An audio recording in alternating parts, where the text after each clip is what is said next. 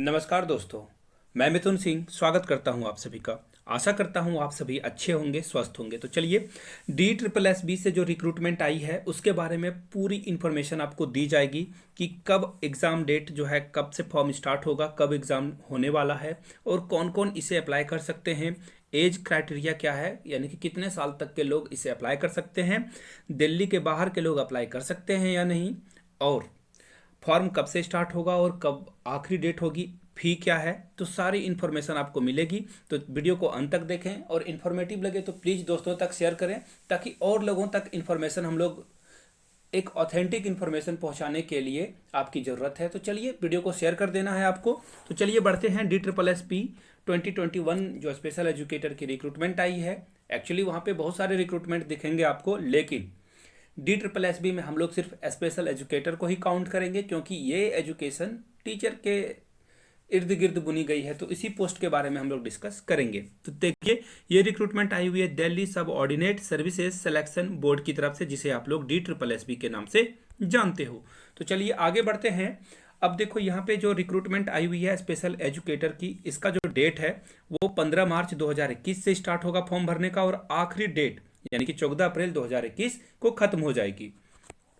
Clear है बातें? आगे बढ़ते हैं। अब देखो, जनरल पेपर जो होगा दोस्तों, वो होगा English, Hindi, mathematics, reasoning, GK, GS. अब देखो, ये होता है पेपर दो पार्ट में, ऐसे समझ लो आप। ये पार्ट 1 है और ये पार्ट 2 है।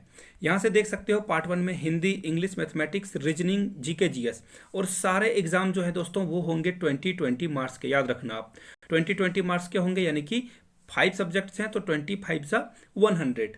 तो इसी तरह से जब ये जो देखो, मैंने एक दूसरा पार्ट जो है वो है सब्जेक्ट, यानी कि स्पेशल एजुकेशन से रिलेटेड सब जो क्वेश्चन हैं आपको पूछे जाएंगे सीडीपी के।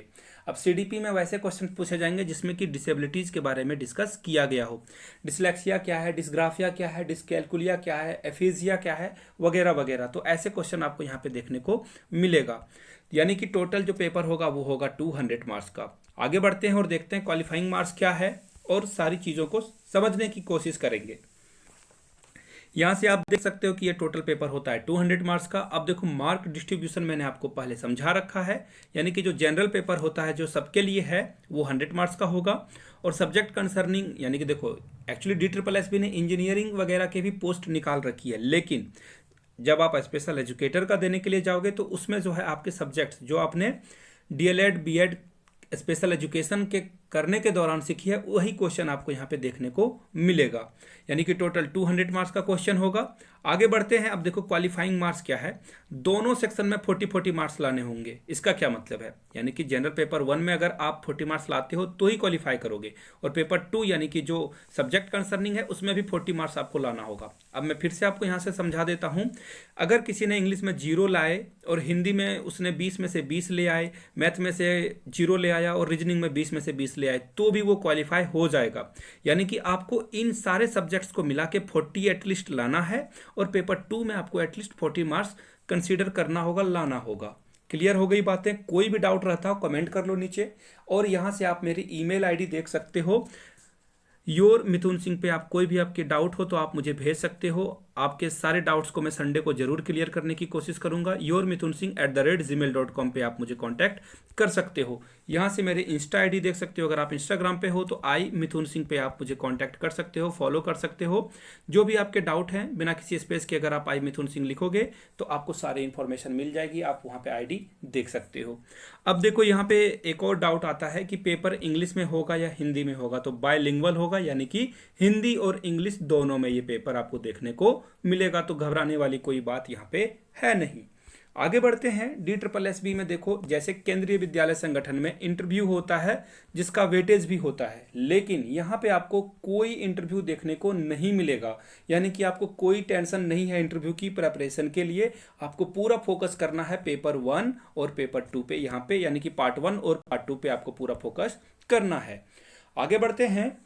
अब देखो, फी की बात क्या है। देखो, जो महिलाएं हैं, जो लड़कियां हैं, उन्हें फ़ी देने की ज़रूरत नहीं है, और जो लड़के हैं उन्हें 100 रुपीज़ जो है पे करना होगा। तो ये बिल्कुल अच्छी पहल है कि महिलाओं को जो है आगे बढ़ाने के लिए आप क्या करो, 100 रुपीज़ का फ़ी भी माफ़ कर दो, ताकि ज़्यादा से ज़्यादा लोग यहाँ पे आ सकें, एग्ज़ाम दे सकें और क्वालिफाई होकर टीचर बन पाएँ। तो चलिए, अगर अभी तक आप लोगों ने वीडियो को लाइक नहीं किया है तो लाइक कर लें, नए हो तो चैनल को सब्सक्राइब कर लो, दोस्तों तक तो इस वीडियो को पहुंचा ही दो। आगे बढ़ते हैं। अब देखो, एज रिलैक्सेशन की बात क्या होती है कि एज कितना हो। जी हाँ, सिलेबस की भी वीडियो मैं जल्द ही लाऊंगा, और कौन कौन से बुक्स आपको पढ़ने हैं उसकी भी वीडियो मैं जल्द लेके आऊंगा। तो देखो यहाँ पे आपको जनरल में 30 ईयर्स जो है काउंट किया जाएगा एवरेज। आगे देख लो, SC/ST के लिए 5 ईयर्स प्लस यानी कि 35 हो जाएगा SC/ST के लिए, और OBC वाले के लिए 33। लेकिन देख लो, मैं आपको एक बात क्लियर कर दूं, ये DSSB यानी कि दिल्ली से रिक्रूटमेंट आई है, सारे ऑल ओवर इंडिया से इस फॉर्म को भर सकते हैं, याद रखना।